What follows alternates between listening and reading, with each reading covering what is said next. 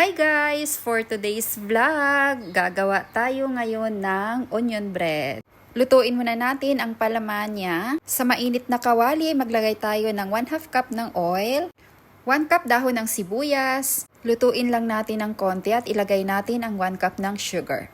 Maglagay din tayo ng 1/2 cup ng water at 3 cups ng all-purpose flour. At huwag natin kalimutan ang 1 teaspoon ng salt. I-mix lang natin ng mabuti at dapat nakapatay na yung apoy.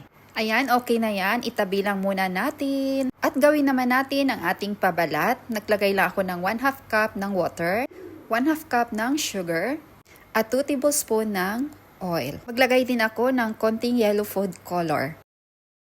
Dito na tayo sa ating palaman. Medyo mainit pa siya pero okay lang, kaya naman natin. Hatiin natin yan sa dalawa. At yung pabalat, hatiin din natin. At sa pabalat natin, naglagay ako ng 2 cups all-purpose flour and 1/2 teaspoon ng salt.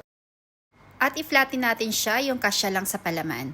At kailangan mas makapal ang palaman natin kaysa pabalat natin. Pantay lang natin. At hatiin natin sa dalawa.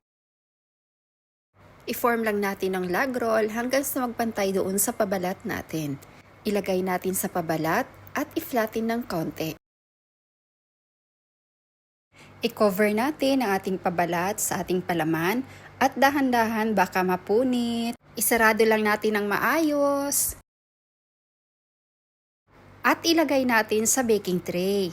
Ayusin lang natin. At dito naman tayo sa pangalawang tinapay. At pareho lang ang proseso sa ating unang tinapay.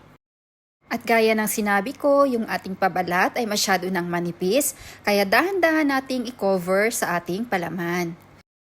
So ayan, nakagawa na tayo ng 2 pirasong onion bread. At para maging bakery style, kumuha tayo ng isang tinidor at tutusok-tusukin natin ito para hindi lumubo ang ating tinapay. At pagkatapos, magbati lang tayo ng isang itlog, lagyan natin ng yellow food color at konting water. Haluin at i-brush lang natin para maging shiny ang ating bread. At sa ating preheated oven, i-bake natin ng 170 degrees Celsius for about 30 to 40 minutes. Depende pa rin sa inyong oven. After 40 minutes, ayan, luto na ang ating pig pie or onion bread. Palamigin muna natin. So ayan, malamig na siya. Pwede na nating hiwain para matikman na natin ang ating nilutong tinapay. Excited ako kasi first time kong ginawa ito. Tingnan natin. Wow, tingin pa lang masarap na. Perfect siya para sa mainit na kape. Tikman na natin. Masarap. Mas masarap pa siya sa bakery. Try niyo pong gawin. Maraming salamat.